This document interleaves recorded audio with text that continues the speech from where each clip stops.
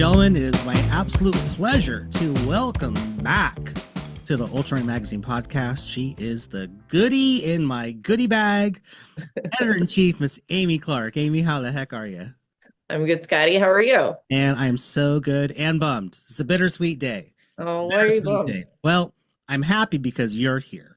I'm sad because I was supposed to do Born to Run 100 on Wednesday, and I developed a nice case of shin splints, which has Yeah, knocked my ass out. I'm So sorry.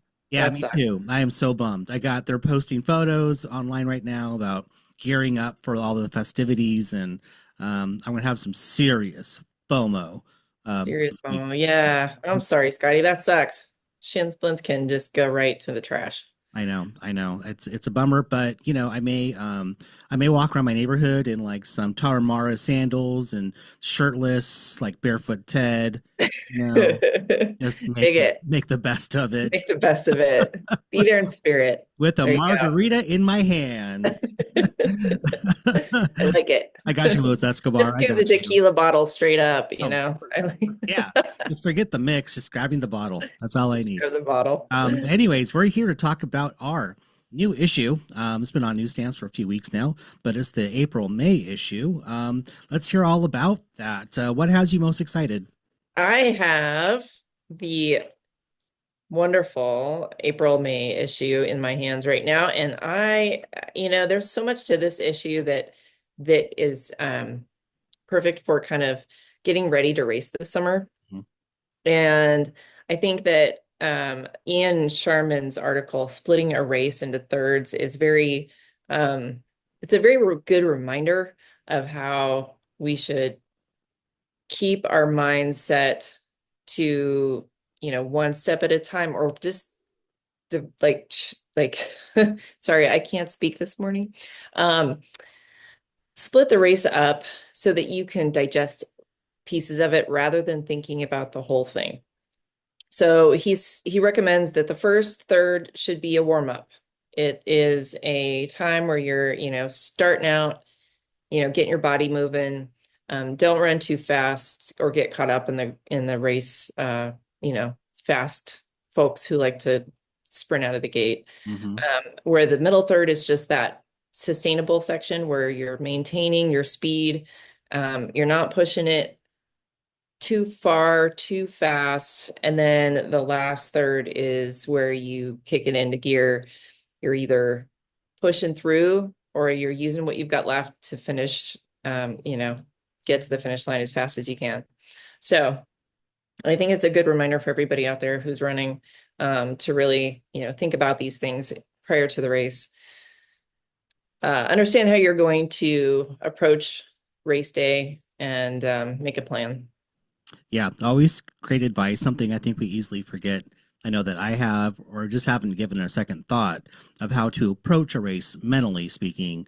That's going to be challenging. You know already within you what your limitations are, but to get caught up, especially in the beginning of the race, with you're all hyped up, you have adrenaline going, some nerves probably, and it's these always tend to fall into these pitfalls.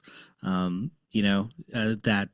to keep this mindset going is really great to have going Well, in. and to have that mindset transfer to your pace is huge as well. So yeah, I think it's a good reminder for anyone who's approaching race day and needs a little bit of kind of a gut check, you Yeah. know, for when Uh, you're out there.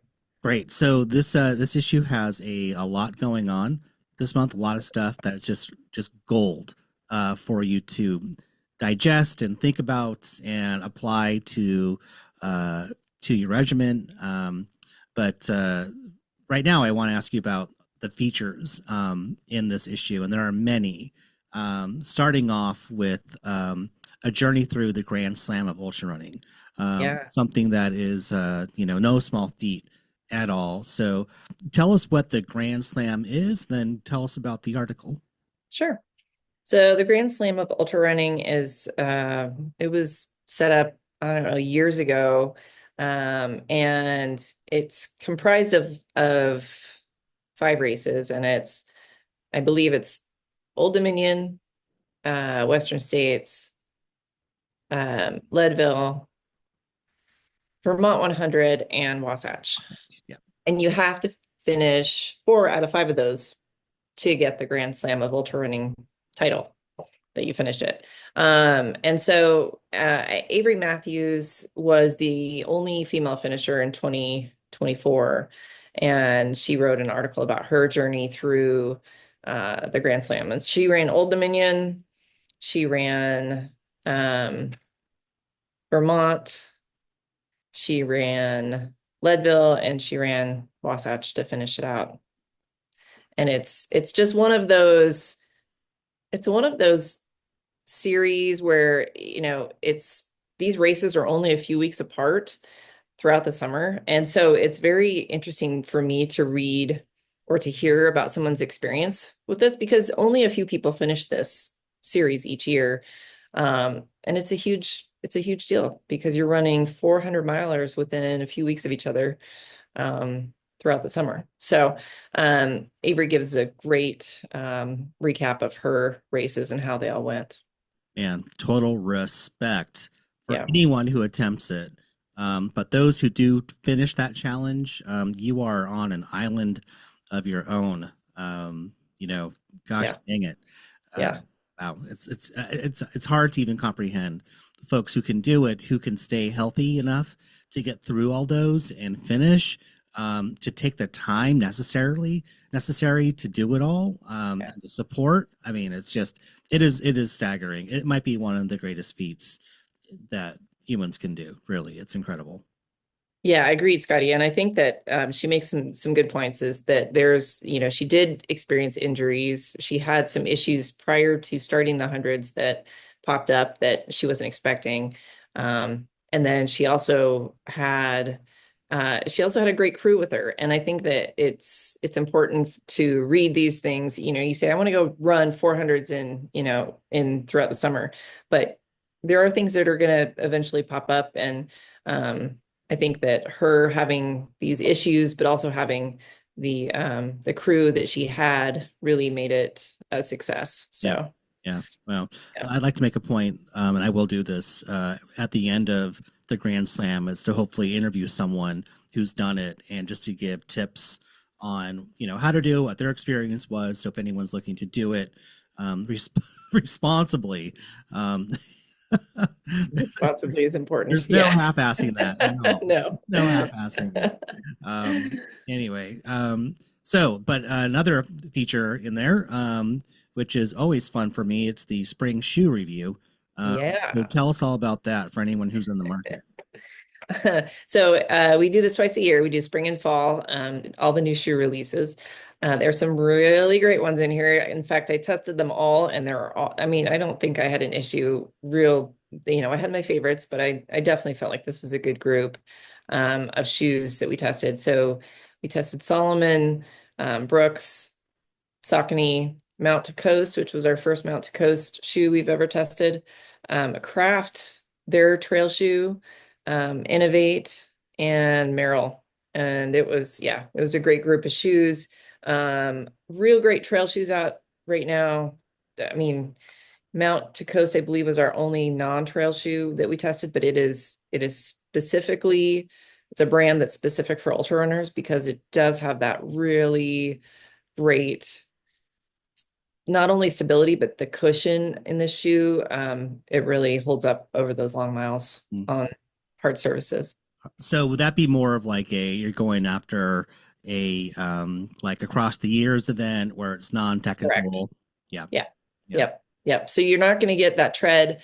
There's no tread on the shoe. It's just there are no lugs on the shoe. So it's just a very fine tread, and it's for those surfaces that don't need that grip.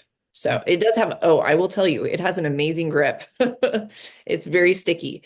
But it does do well on flat surfaces. So Color me intrigued. Color me yes. intrigued. I was really surprised to see Merrill in the mix of all these just tried and true brands. Not that they're tried and true, but you know, Merrill, I don't associate that name with ultra running per se. Great. Right. And I don't know if you recently saw, but Corey Waltering is a Merrill athlete, and he just finished Cocodona in one single pair of Merrills that he was wearing throughout the 250-mile race. So so that's I mean they're really making their name for themselves in the trail world for sure. So yeah, we're definitely keeping our eye out for them. Nice, nice. Well, check it out, folks. Before you go into your local running store, buy local, support your local running store out there. They depend on us, and we depend on them. So we're just speaking of Cocodona, Aravaipa, their event, uh, the Black Canyon Ultras also took place. That is one of the big race reports in this issue. Let's hear all about that. The starting line image at sunrise. It's just stunning. Um, Absolutely. Howie always does an amazing job at this event, and that is his shot, Howie Stern. So I think we all kind of, well, most of us followed this race because it was so fast and it was such a great day for all these runners. But in the end, it was Seth Ruling who took the win and the golden ticket. Actually, there was 3 golden tickets given out per category, so male and female. But Seth Ruling and Riley Brady took top male and female honors, and the in the male and female categories, and then Tara Dower came in second for the female category, and Abby Hall, I'm sorry, Lynn Chen came in third. No, I'm sorry. It was MK Sullivan. My apologies. I'm getting my Sorry, names MK. all. I Great. there so some of the golden tickets were passed down um in the female category, and it ended up being I think Lynn Chen that ended up getting the golden ticket because Riley Brady was already in Western States Mhm. from their run at Javelina in the fall.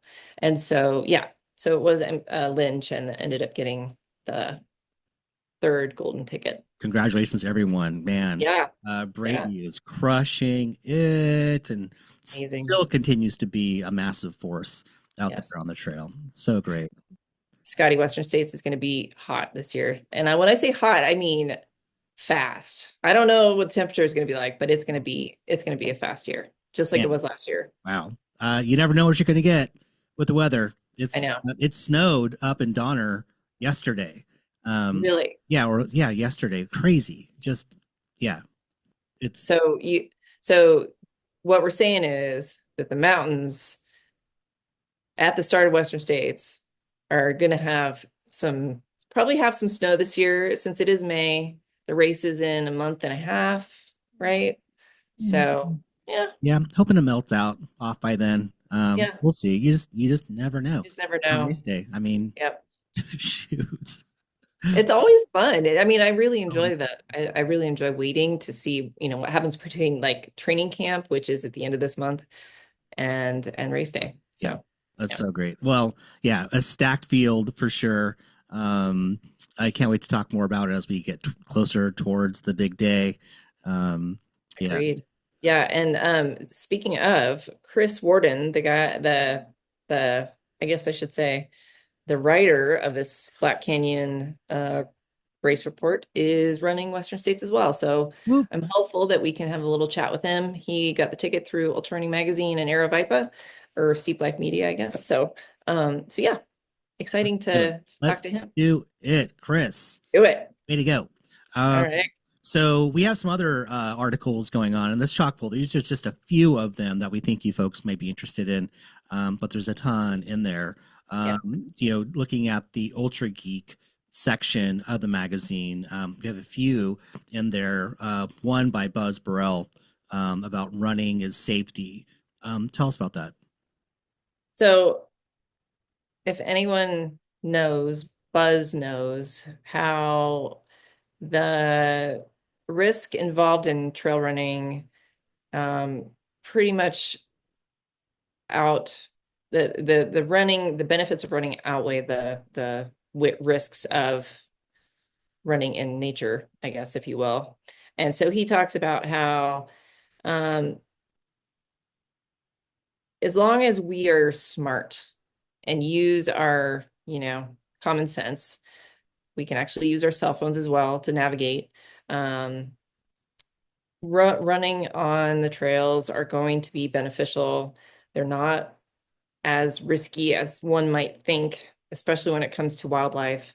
Um, the chances of interacting with wildlife or getting, injured or hurt by wildlife are really low. And just kind of give some tips on, how to navigate your fears and understand that the risks out there are present, but not always as much as you might think. Yeah. So Yeah.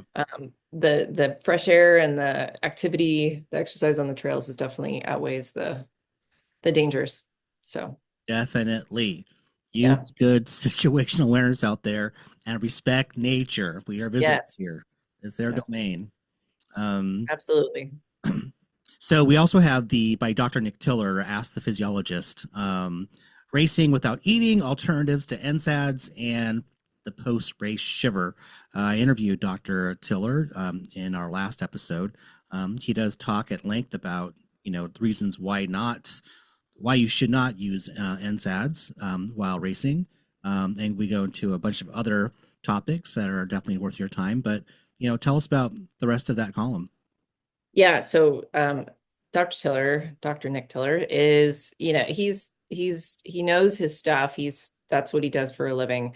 And he's also an ultra runner. So he experiences it as well as, he lives it, and he works around the whole entire, topic of health and what these things can do to your, your running career. So I think that a lot of people have questions about whether or not it's beneficial to, um, run without fueling. And so he answers the questions in a very sensible way.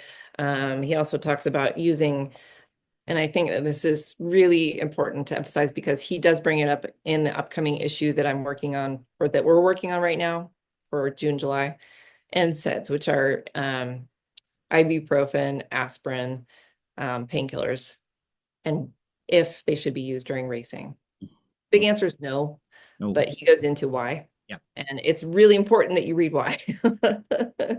um, and then, yeah, somebody experienced some, you know, had a question about the massive shivering that they did at the end of a race, which can be anything from core body temperature changes to other issues with loss of electrolytes and whatnot. So he does a great job at answering these questions that are questions from our readers, but also average ultra runners that, are out there with everybody else. Mm-hmm. And I think probably applies to a majority of our readers.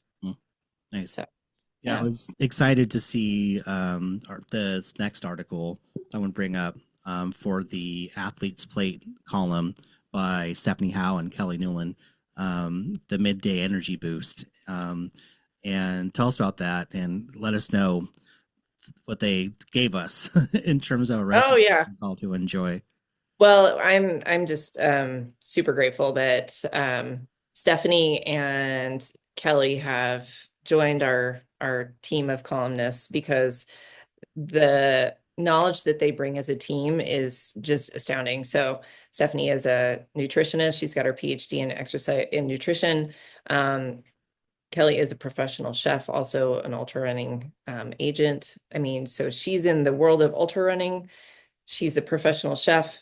Stephanie has all the background and the understanding of what these nutrients do. And then Kelly writes she comes to the table with the recipes and all the amazing ingredients that can be used. So the midday energy boost is just a reminder that we all need to eat either after our runs or before our runs, and when to eat. There's a couple great recipes for a recovery bowl and maybe some avocado toast. Yum, So yeah. yum. It looks delicious, by the way. I can't. It's colorful, which means it's good for you. Um, Not that fake, flaming hot, whatever stuff. That's not it. Real Colorful, food, yes. people. Yeah. This is real whole food. It's delicious for you. And, I think, if we're, what I love about this issue and all our columnists is that, they don't just, walk the walk or talk the talk, or they write the right, so to speak. But they back up what they Yeah, write about. yeah, for And sure. this issue just brings so much value for your money, and all the resources we have and depth of knowledge and experience and skill that folks are delivering, issue after issue. Absolutely, It yeah. is yeah, definitely worth your while to subscribe and check out if you haven't already. Not to mention all the photos in here, which are going to just really kind of motivate you and keep you going. Just these stories of just heartache and passion and triumph. It's just such a joy to look at every time it drops. Love it. Absolutely. And we've got races in Oklahoma, we've got Kansas City, and then we've got Hong Kong actually, which, we've always been a North American magazine, but I think that the opportunity is there for us now to reach out across the globe to have runners write about their experiences in places like Hong Kong. So yeah, so you're going to read about Hong Kong, the Hong Kong 100, which is, I think, I think it's a place that people are definitely flocking to in Asia for ultra running right now, which, you know, That's exciting. let's travel, right? Let's travel. Let's Let's travel go. and run ultras. So Speaking of which, I will be in Costa Rica when we're coming back home from Costa Rica during States. okay. So I did check. There are no trail events going on there. But I hope that I'll be able to go out and do a fair share of hiking Yeah, with all the sloths and scorpions and monkeys and toucans and monkeys. everything Yeah. else. Oh, that'll be awesome. Yeah. Amazing, Scotty. Well, I'm excited for you. I'm sad you won't be at States this year, Yeah, but I'm hope I excited might for you. be at this. I'll get back the day before the golden hour, so Okay. hopefully I can get out there. And I figure, well, if these guys can be out there for 30 plus hours, the least I could do is after traveling, come over and see these guys and be inspired and just wish Absolutely. them well. Yeah, their Absolutely. triumph. Yeah. um Great. Anything else we should know? We're working on the trails issue right now. It'll go to print tomorrow, um, as of this recording. So, and that'll actually be the issue that all the Western States runners get. So come visit us at Western States. We'll have our booth there and we'll be able to give you an issue if you don't have it. And yeah, I'm excited for all that's to come because the summer is going to be it's going to be awesome. It's gonna So be bonkers. Can't wait. yeah, Amy Clark, thank you so much for your time, and thank you to all the contributors and all the racers who are featured in there, photographers. My gosh, the thank you list is endless. But thank you all, and thank you, the subscriber, for really putting your trust in us. And you keep us going. You really do. Without you guys, we couldn't be here. So we you're here. appreciate you all. All right, until next time, Amy Clark. I'll see you in the next issue drops. Sounds good. Thanks, Scotty. Got it.